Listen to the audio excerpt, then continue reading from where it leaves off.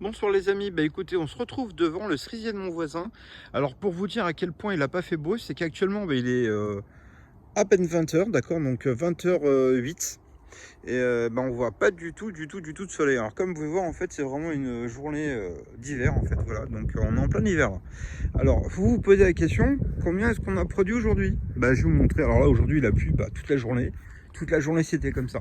Donc honnêtement, il y a des journées d'hiver où j'ai déjà produit plus que ça aujourd'hui. Donc, je fais pas de suspense, je vous montre rapidement. Donc, on a encore une petite production. Voilà, je produis encore 8 watts. Et on a produit 10 kilowatts ici. Alors, la preuve que c'est vraiment une journée pourrie, c'est que, regardez bien, on a produit exactement 10 watts sur celui-là aussi. C'est-à-dire qu'en fait, on a produit exactement la même chose. Pourquoi? Parce que tout simplement, on n'a pas eu de soleil du tout. Donc, c'est simple, le calcul est très facile, c'est 20 kilowatts, d'accord, pour celui-ci. C'est quand même impressionnant, c'est que vous avez vu, tellement il a fait pourri, c'est que tout simplement, ce sont les photons qui sont dans la luminosité ambiante qui ont produit les 20 kilowatts qu'on a chargés avec le carport, d'accord. Donc, vous voyez, en fait, toute la journée, ça a été une journée comme ça, d'accord. Donc, mur, pas mur, arbre, pas arbre, on a exactement produit la même quantité de watts. Donc, alors, ici, celui-ci, il y a une petite surprise parce que tout simplement, je vais vous expliquer quelque chose une fois qu'on aura vu, en fait la vidéo. Alors moi, je sais qu'il y a quelque chose qui va être un petit peu bizarre et je vous explique après pourquoi. Donc quittez pas. Vous voyez ici, on vient de mesurer, on a fait 10 et 10, d'accord? Pourquoi? Parce qu'on a la même chose, mais les panneaux solaires ici sont plus grands, d'accord? Alors que ici, si vous regardez bien, ils sont bien plus orientés. Ils sont plus ajustés pour la production. Alors, sur ces panneaux solaires là, combien on produit actuellement? On produit 201 watts. Donc c'est normal parce que là-bas on produisait la moitié de ça, donc c'est totalement normal. Maintenant on va voir la production. Regardez, on produit combien? On produit à peine 18 kilowatts. Donc si vous voyez bien, ce que je voulais vous dire, c'est que tout simplement, à quoi ça sert d'avoir des grands panneaux? C'est que là il y a la preuve, c'est que tout simplement, ici on a plus de panneaux et ils sont mieux orientés. Là-bas il y a moins de panneaux, mais ils sont beaucoup plus grands. Donc regardez, même si cela et regardez, c'est très important ce que je vais vous dire aujourd'hui. C'est-à-dire que là j'ai produit 10 et 10. Donc vraiment, peu importe, ils sont bien ajustés ou mal ajustés. Attendez, je fais là-bas parce que c'est important ce que je veux vous dire et je veux bien que tout le monde comprenne ça. Parce que là, en fait, on est arrivé à un stade où c'est vraiment intéressant de comprendre cette subtilité si vous voulez être autonome chez vous. Regardez une chose, je vais me mettre ici parce que c'était un bon exemple. Vous voyez, là, en fait, c'est le premier string. Enfin, le premier et le deuxième, et c'est le premier onduleur. Donc, si je me mets là, regardez bien. Si je me mets là, voilà, on est en face. Donc ça, normalement, ici, la journée, on doit très bien produire. Mais c'est pas le soleil. On n'a pas pris de soleil. C'est-à-dire qu'en fait, c'est tout simplement le rayonnement des peu importe ce que c'est, mais c'est ce qui nous a permis, en fait, de produire de l'électricité, d'accord? Mais c'est pas de l'électricité qu'on a eu directement grâce au soleil. C'est les photons qui sont dans l'air, comme actuellement, vous voyez, actuellement produit. Alors que ceux-là, vous voyez, le deuxième converteur qui est là-bas, le deuxième est là. Donc si je me mets ici, vous voyez, c'est carrément la maison. Donc on a vraiment eu uniquement la production de ce qui se balade dans l'air, d'accord? Et pourquoi en fait je vous dis ça? C'est parce que regardez, là-bas il y en a 32. Et ici, normalement, on produit beaucoup plus. C'est en fait une grosse production par jour que je développe. Ici, je fais 160 kilowatts en moyenne dans la journée. Voilà, dès qu'il y a un petit peu de soleil, ça bombarde. Ça bombarde très fort. Voilà, je vais pas vous polémiquer dessus, mais des fois, je dépasse allègrement les 16 000 watts heure en une heure, d'accord. Des fois, je suis devant l'appareil quand il fait un peu beau, et des fois, ça monte très fort. Mais ce qui se passe tout simplement, c'est qu'actuellement, ils sont plus petits quand même, ceux-là. Donc, même s'ils produisent 16 000, là, il y a 17 000 heures, d'accord. 16 000 heures, 16 000 watts heure, 17 000 watts heure. Alors je sais, en bas j'ai mis que 2 convertisseurs, d'accord. Mais qu'est-ce qui se passe actuellement aujourd'hui? C'est-à-dire que chacun, on a 3 installations. J'en ai une en bas et une deuxième en haut et la troisième ici. Donc la puissance est similairement la même. Alors la plus de puissance c'est ici. Il y a 1000 watts de plus heure par rapport à cette installation-là, 32 et 28. Mais si vous regardez bien, où est-ce que je produis le plus, et là c'est flagrant. Ce sont sur ces panneaux solaires qui sont beaucoup plus grands. Donc la preuve, les gens, à chaque fois les gens me cassent la tête, ils me disent ouais ça sert à rien, ça sert à rien, bah si, regardez, là ça sert à quelque chose. Parce qu'en période d'hiver, on voit, il y a une flagrante production. Les panneaux solaires qui sont le moins bien installés, c'est ceux-là. C'est ceux-là, parce qu'il y a la maison qui est devant, il y a l'arbre du voisin, et à midi, vous voyez, il y a l'arbre qui est devant, pile poil. Donc au niveau de ce qui est pourri, eh ben, la palme revient à la production de ces panneaux solaires-là. Parce que c'est pas fait au hasard. C'est que tout simplement ici, voilà, on a produit à peu près, alors c'est simple, 10, on a produit 20. Et regardez, je vais vous montrer. Ici, on a produit que 18,6. Donc au total, on a produit 38 kW. Mais même si ceux-là sont mieux orientés, il y a moins de soleil. Alors ici, le toit, vous voyez le toit en fait par rapport aux panneaux solaires, en fait il est beaucoup plus productif. Pourquoi? Parce que c'est beaucoup plus dégagé. Les panneaux solaires sont beaucoup plus en haut, sont plus dégagés. Donc en réalité, même s'il y a plus de panneaux, normalement on devrait avoir une meilleure production. Le fait que les panneaux solaires soient plus petits, eh ben voilà, alors ils sont plus petits mais ils font 2 mètres carrés, d'accord? Donc c'est quand même des très grands panneaux solaires. Mais ça c'est vraiment les panneaux solaires super géants. Vous voyez par exemple là en bas, j'ai mis la même famille que ceci. En fait c'est un modèle plus récent, mais qui ont exactement la même taille. Et là vous voyez par exemple sur les très grands panneaux solaires géants, ben, en fait c'était pour l'hiver en fait que je voulais ça. Et donc j'ai eu la flemme, je vous dis honnêtement, j'ai eu la flemme de les mettre. Ici, pourquoi? Il y aurait eu trop de transformations à faire pour mettre autant de panneaux solaires ici, c'est d'accord? Donc j'ai eu la flemme de le faire.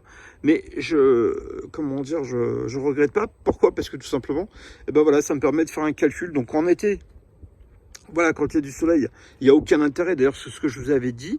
Parce que l'intérêt en fait de ces très grands panneaux solaires géants, c'est lorsque vous êtes dans une comment dire, un mobil-home, dans un véhicule, dans un bateau, dans des endroits compliqués. C'est-à-dire qu'en fait, si vous ne pouvez pas orienter pile poil le panneau solaire, par contre, le panneau solaire, comme vous pouvez voir, il est beaucoup plus grand. D'accord, il y a vraiment une différence conséquente de taille. D'accord, alors bon, il y a le prix aussi. Là, on est à 300 € le panneau.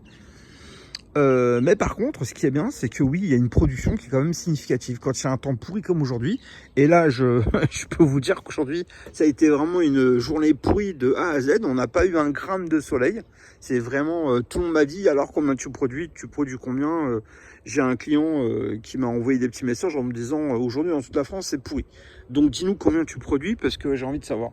Bah écoutez, là, vous voyez, c'est un bon exemple. Donc là, 10 et 10.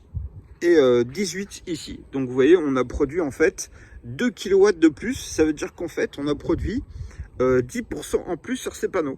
Alors 10%, ben, c'est mieux que rien en période d'hiver, ça fait quand même la différence.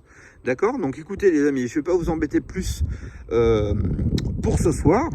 Et puis voilà, on va se suivre régulièrement. Ben, écoutez, je vous remercie quand même pour tous vos petits messages d'encouragement. Voilà, donc ça me fait super plaisir de parler et surtout de vous retrouver tous les jours, puisque tous les jours en fait on en apprend un petit peu.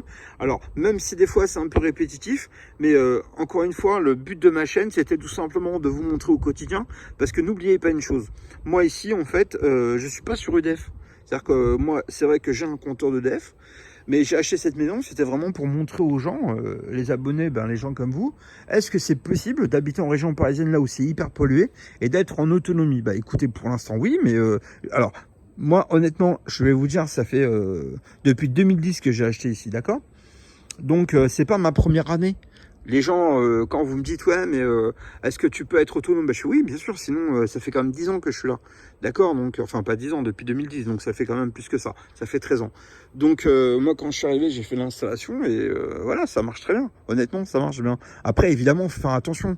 Si vous arrivez et que vous mettez une pompe à chaleur, c'est chaud parce qu'une pompe à chaleur, encore une fois, je vais pas dire que c'est une arnaque, mais vous pouvez pas économiser avec une pompe à chaleur parce que, en fait, quand vous mettez une pompe à chaleur, par exemple, ben, vous êtes obligé de chauffer toute la maison pour que ça soit économique. Mais si vous n'habitez pas dans toute la maison, c'est-à-dire qu'en fait, vous allez chauffer des pièces pour rien. Moi, je vais privilégier quelque chose qui va vous sembler fou. C'est qu'en réalité, j'ai acheté des petits radiateurs de 500 watts en fonte d'aluminium. Pourquoi? Je les mets toujours au thermostat à 20. Et en fait, si vous voulez, ça me permet de chauffer. Alors, Encore une fois, je dis ce que moi j'ai fait, d'accord? Je dis pas que j'ai raison, mais tout simplement, en fait, c'est ce qui me coûte le moins cher. Parce que en réalité, j'ai les moyens de m'acheter une pompe à chaleur. Mais j'ai mis 8 petits radiateurs, un dans chaque chambre, dans chaque pièce.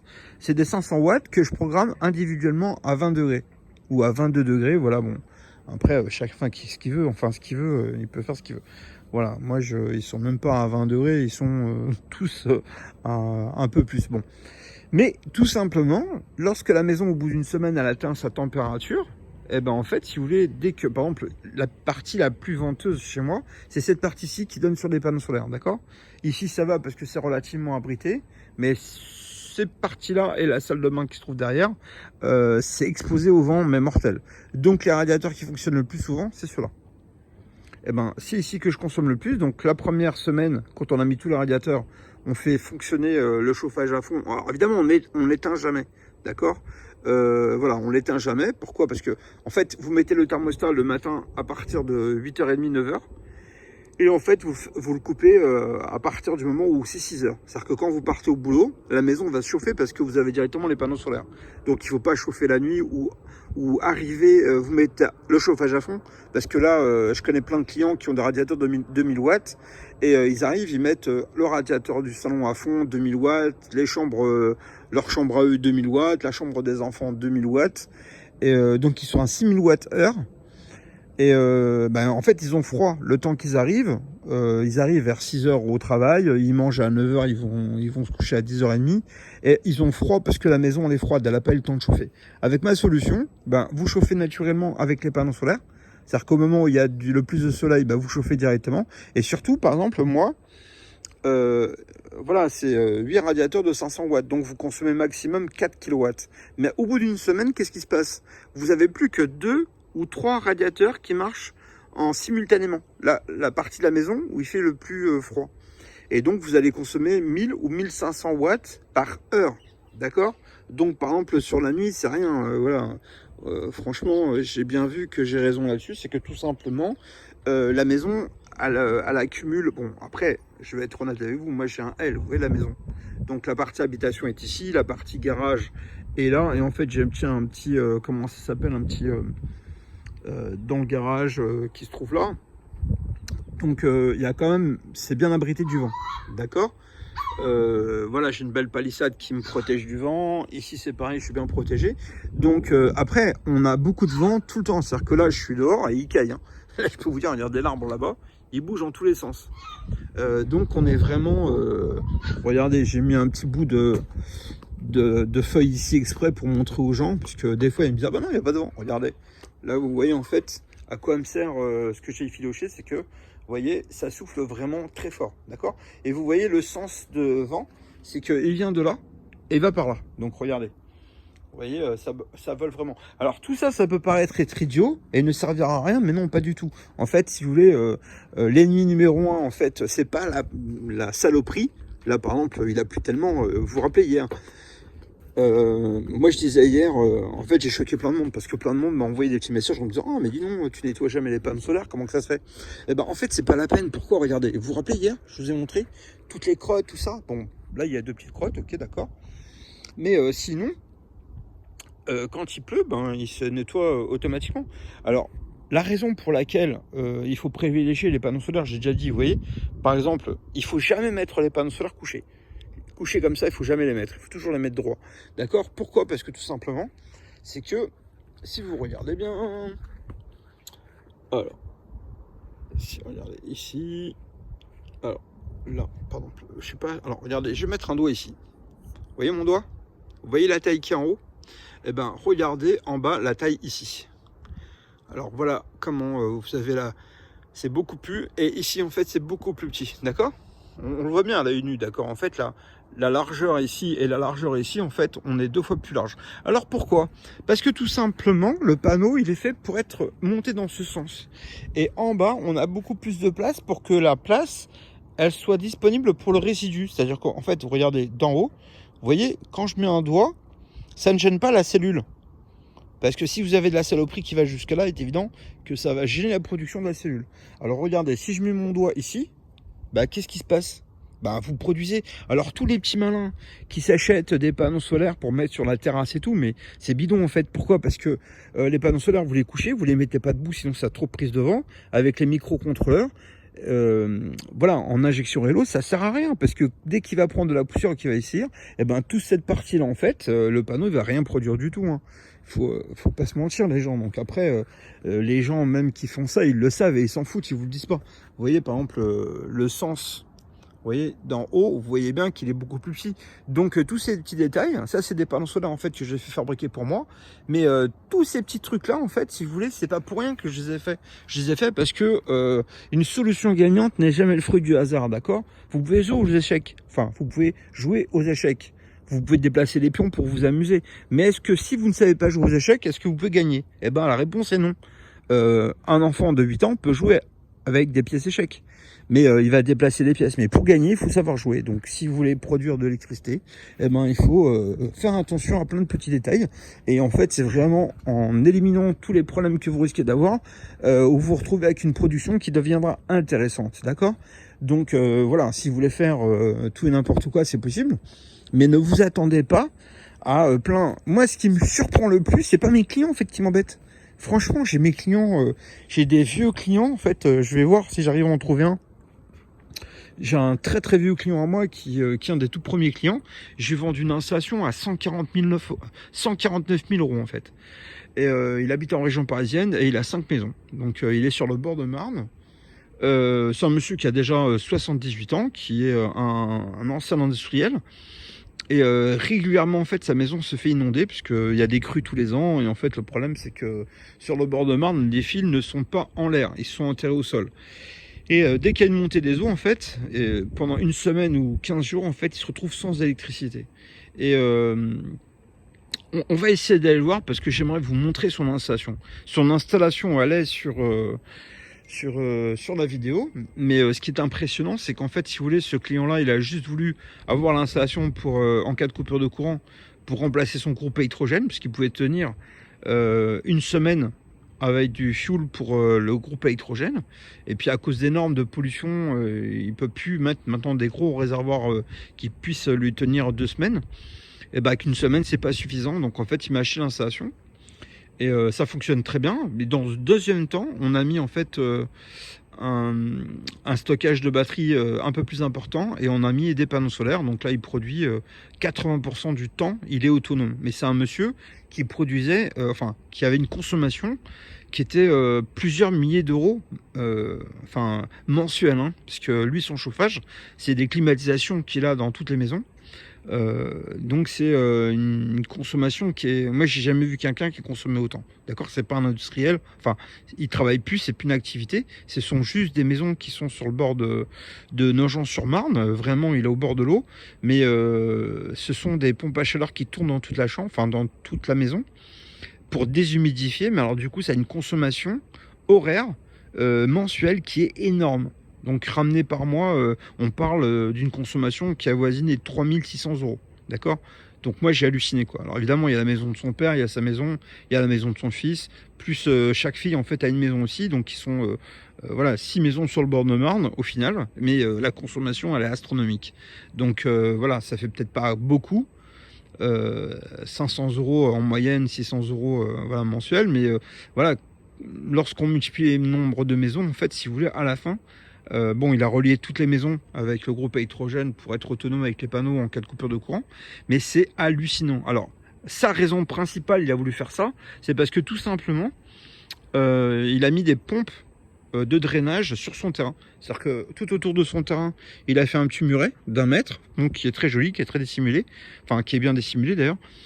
Et quand les montées de la Marne montent, en fait, si vous voulez, il y a un système automatique d'aspiration. Donc il a 6 pompes qui fonctionnent et qui recrachent l'eau à l'extérieur du mur pour éviter qu'il fasse trop inonder.